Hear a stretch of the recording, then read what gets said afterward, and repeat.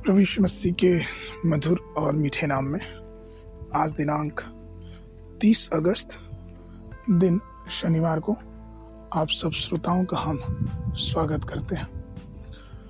आज के दिन के लिए जो वचन है वो लिया गया है भजन संहिता उसका 46 उसका 10 पद।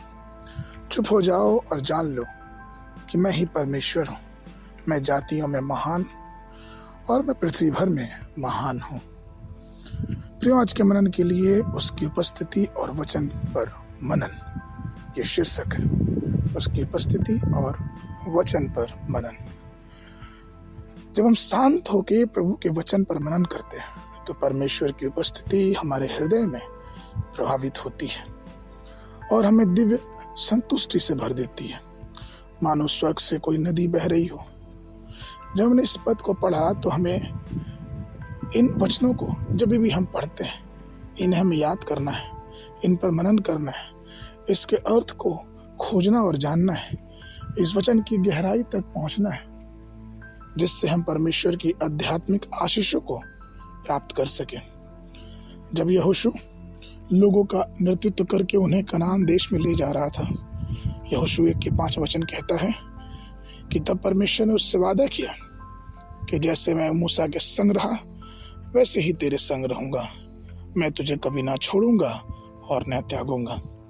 लेकिन इसके साथ साथ परमेश्वर ने उससे ये भी कहा उसी के 8वें पद में कि व्यवस्था की यह पुस्तक तेरे चित्त से कभी ना उतरने पाए, इसी में दिन रात ध्यान दिए रखना, इसलिए कि जो कुछ उसमें लिखा है उसके अनुसार करके ही तू चौकसी करे, क्योंकि ऐसा करने से तेरे सब काम सफल होंगे और तू प्रभावशाली होगा।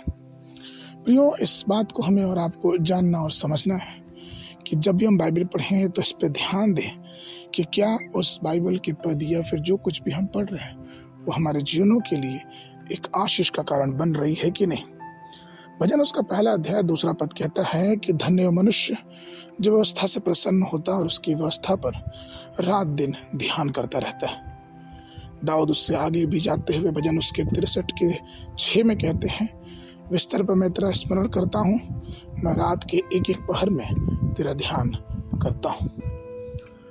अगर हम ध्यान की बात करें तो इस एक उदाहरण से हम मसीही जीवन में वचन के ध्यान को बहुत अच्छे से समझ सकते हैं, और वो ये है कि जब हम गाय, बैल और कुछ ऐसे जानवर को देखते हैं जो चारा घास चरते हैं और अपना भोजन घास के द्वारा ग्रहण करते हैं, लेकिन जब वो शांत बैठ जाते हैं तो वो उस खाए हुए भोजन को फिर से चबाने लगते हैं, जिस प्रक्रिया को हम जुगली कहते हैं, जुगाली कहते हैं। ऐसे ही जुगाली की आवश्यकता एक एक मसीही जीवन के लिए है कि जब प्रभु के वचन को सुने तो उस पर ध्यान धर के शांत स्वभाव से उस पर मनन करें, जिससे कि परमेश्वर की आशीष, परमेश्वर की बरकत हम सबके जीवनों पे बहुतायत से होने वाली हो सके। आगे के मनन के लिए भजन संहिता उसका 19 उसका 14 पद। मेरे मुंह के वचन और मेरे हृदय का ध्यान तेरे सन्मुख ग्रहण योग्य हो, हे यहोवा परमेश्वर, मेरी चट्टान और मेरा उद्धार करने वाला। बाइबल अध्ययन के लिए सुबह के समय भजन संहिता 129, 30 और 31।